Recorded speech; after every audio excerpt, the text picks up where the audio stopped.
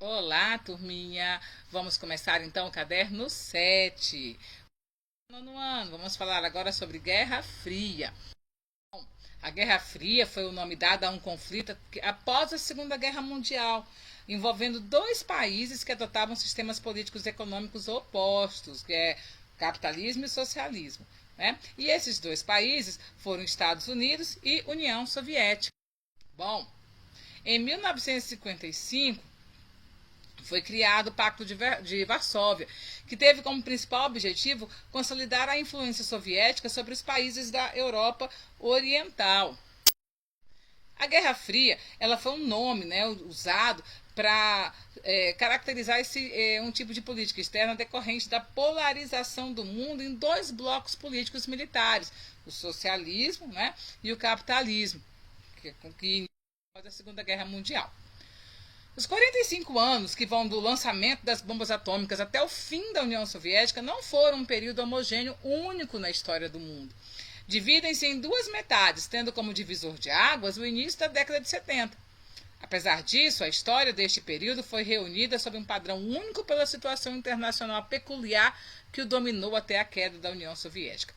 Esse período citado no texto de Eric Hobsbawm é conhecido como Guerra Fria e pode ser definido como aquele momento histórico em que houve constante confronto das duas superpotências, Estados Unidos e União Soviética, que emergiram depois da Segunda Guerra Mundial.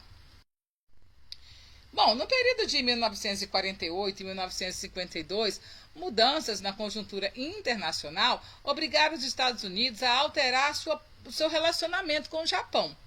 Essa alteração ocasionou o fim da intervenção americana naquele país. Né? Então, o exército americano então deixa de intervir naquele país, adotando medidas para o Japão e tornando o Japão um aliado dos Estados Unidos na Ásia.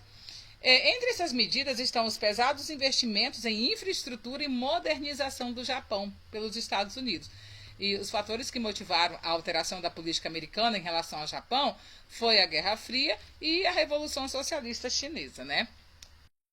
Voltando então aqui para a próxima Guerra Fria, ela vai provocar a bipolarização ideológica da civilização durante boa parte do século XX.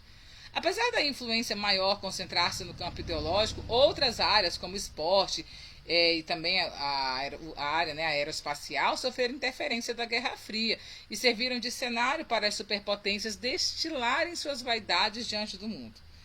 Só que foi no campo político e militar que tanto Estados Unidos e União Soviética que se confrontaram mesmo, de forma perigosa, né? A Revolução Cubana, o golpe militar de 64 no Brasil e a Guerra do Vietnã, a Guerra da Coreia também, foram conflitos, por exemplo, indiretos relacionados à Guerra Fria. Houve outros, né? Vários também.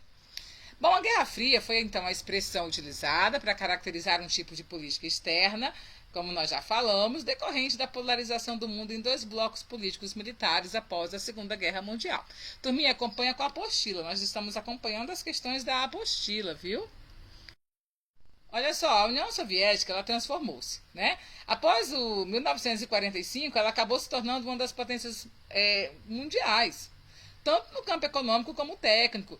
E olha, dos melhores exemplos de como ela cresceu, de como ela era uma potência, né, dessa transformação, foi o desenvolvimento da política espacial, representada pela primeira viagem em torno da Terra, realizada por Gagarin. E no início da década de 60, o arsenal nuclear à disposição das grandes potências, né, as armas, as bombas, era suficiente para destruir a humanidade, viu? Caso fosse utilizado em uma situação de confronto. Ao assumir o governo, o presidente Kennedy defendeu a substituição da política externa norte-americana de confronto por uma de entendimento com a União Soviética, cujo objetivo era o desarmamento gradual das duas superpotências.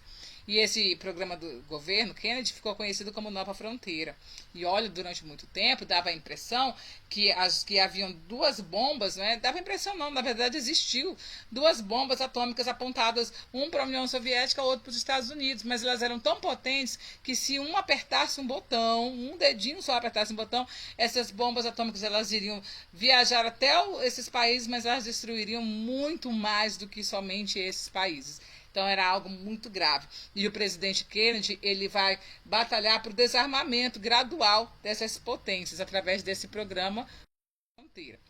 Em junho de 1947, o governo dos Estados Unidos passou a implementar um projeto de reconstrução da Europa. Esse projeto era chamado de Plano Marshall. Teve algumas causas, né, para que isso acontecesse. Por exemplo, o deslocamento do controle do capitalismo da Europa para os Estados Unidos e sua crescente influência sobre os países europeus. Isso é fazer com que ele acabe ajudando os países europeus. A necessidade que a Europa tinha de reunir recursos para pagar o seu principal credor, que era os Estados Unidos, né, na Segunda Guerra, que lhes forneceram desde alimentos até materiais bélicos durante a Segunda Guerra Mundial. Né? A necessidade de se reconstruírem as cidades também, que estavam destruídas após a Segunda Guerra, muitas, né?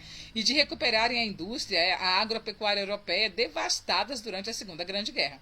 O interesse que os Estados Unidos tinham em fortalecer a ordem capitalista na Europa Ocidental e assim impedir a expansão do socialismo no continente. Então, para os Estados Unidos, era uma boa reconstruir a Europa e guardar a Europa do perigo comunista, né? Que era na verdade, o que estava por trás do plano. Após a Segunda Guerra Mundial, então, consolidou-se uma ordem política e econômica internacional que expressou o conflito político e ideológico entre a União Soviética e Estados Unidos. Dá uma olhada nessa charge da Mafalda, olha o que ela fala. Está vendo isso? Pois de um dedo como este depende o destino da humanidade. É só alguém apoiá-lo no botão de comando de uma bomba nuclear para o mundo explodir em pedaços. Era isso mesmo. A Guerra Fria surgiu no momento seguinte ao final da Segunda Guerra Mundial, quando Estados Unidos e União Soviética entraram em disputa mundial pela hegemonia militar, tanto militar quanto política e econômica. Os dois blocos militares que se formaram durante a Guerra Fria foram a OTAN, né, a Organização do Tratado do Atlântico Norte, liderado pelos Estados Unidos, e o Pacto de Varsóvia, liderado pela União Soviética, que nós falamos ainda há pouco. Né? Bom, após o término da Segunda Guerra Mundial, esses dois blocos de poder surgiram, de um lado os Estados Unidos, do outro a União Soviética. E o resultado foi o início da Guerra Fria. Alguns conflitos estavam relacionados diretamente à Guerra Fria, como, por exemplo, a Guerra da Coreia, a Guerra do Vietnã, a crise dos mísseis envolvendo Cuba, União Soviética e Estados Unidos, o golpe de Estado no Chile também, com a derrubada e morte de Salvador Allende. Né? Enfim, e tudo isso era chamado de Guerra Fria. Bom, turminha, é isso aí. Até a próxima aula. Pega a apostila, dá uma olhada. Vamos acompanhar juntos. E qualquer dúvida é só chamar a prof. Beijo.